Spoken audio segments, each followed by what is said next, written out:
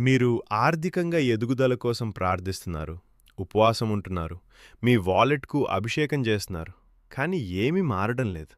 అదే సమయంలో కనీసం చర్చికి కూడా వెళ్ళని మీ ఆఫీస్ వ్యక్తి తన రెండవ ఆస్తిని కొన్నాడు. మీరు కూర్చుని, దేవుడా, నేనేదైనా తప్పు చేస్తున్నానా? దీవెనలు నన్ను ఎందుకు దాటిపోతున్నాయి అని ఆశ్చర్యపోతున్నారు. అయితే చర్చిలో మీకు ఎవరూ చెప్పని విషయం ఇక్కడుంది. దేవుడిప్పటికే ఆ ప్రార్థనకు సమాధానమిచ్చాడు. ఆయన సామెతల్లో, ఆదికాండంలో మరియు స్వయంగా యేసు నోటి ద్వారా కూడా సమాధానమిచ్చాడు.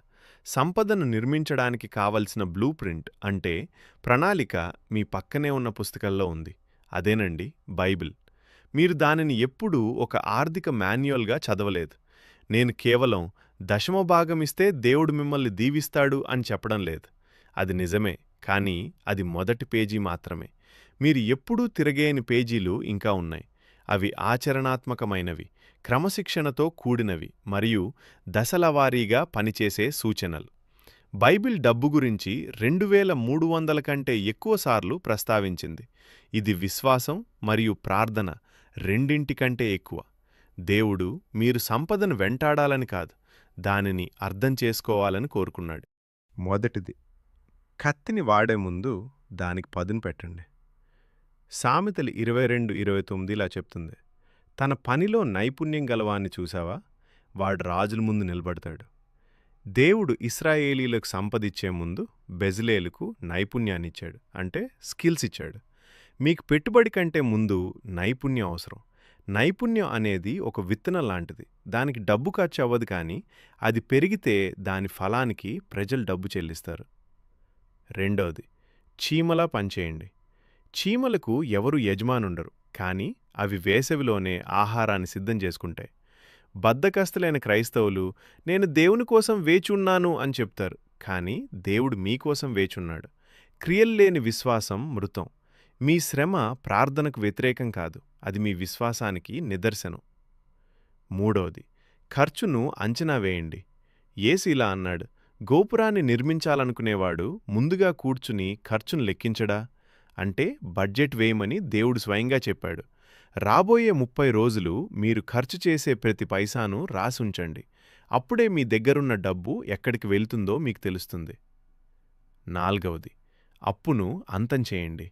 అప్పు తీసుకున్నవాడు అప్పు ఇచ్చినవాడికి బానిసవుతాడు. బైబిల్ ఈ పదాన్ని కావాలనే వాడింది. మీరు అప్పుల్లో ఉంటే మీరు వేరొకరి భవిష్యత్తు నిర్మిస్తున్నట్లెక్క. మీకున్న అప్పులన్నింటినీ చిన్న నుండి పెద్ద వరకు జాబితా చేయండి మరియు ఒక్కొక్కటిగా తీర్చివేస్తూ స్వేచ్ఛ పొందండి.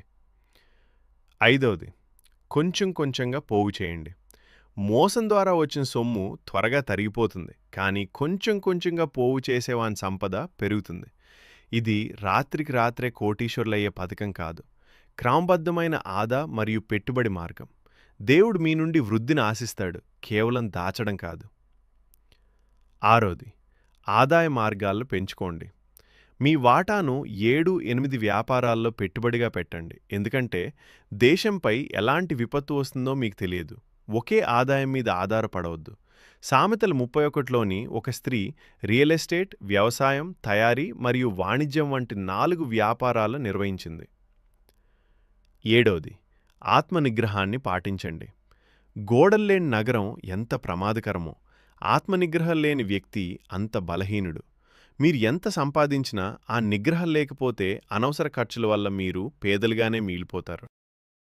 నా సలహా ఏంటి అంటే, దేవుడు మీకు నేరుగా సంపదివ్వడు, సంపదను సృష్టించే సామర్థ్యాన్నిస్తాడు. విత్తనం మీ చేతిలో ఉంది, భూమి మీ ముందుంది. ఎవరూ మీకోసం విత్తనాన్ని నాటలేరు. ఈరోజే ఒక నైపుణ్యాన్ని నేర్చుకోండి, ఒక ప్రణాళిక సిద్ధం చేయండి, అప్పులు తీర్చండి, దేవుడు చెప్పింది చేయండి. అప్పుడు ఆయన ఆశీర్వాదాలు మీ జీవితంలో కనిపిస్తాయి. మా వీడియో మీకు ఉపయోగంగా ఉంటే లైక్ చేయండి, మీ స్నేహితులకు, బంధువులకు షేర్ చేయండి. వాళ్ళు బాగుంటే మీరు కూడా బాగున్నట్టే. మిన్ను వలె నీ పొరుగువన్నీ ప్రేమించినేస్తమా.